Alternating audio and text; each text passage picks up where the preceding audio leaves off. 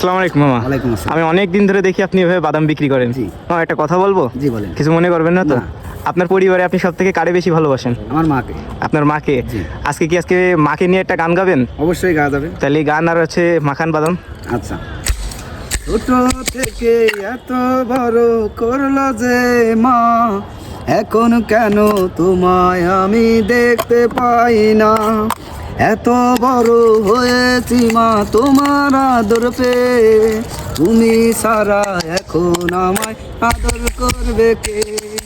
ছোট থেকে এত বড় করলো যে মা, এখন কেন তোমায় আমি দেখতে পাই না। এত বড় হয়েছি মা তোমার আদর পেয়ে, তুমি সারা এখন আমায় আদর করবে কে। কি গান গাইলেন মামা, সবার চোখ দিয়ে পানি বেরোয় যাবে তো। ভালো লাগলো মামা, ধন্যবাদ আপনাকে।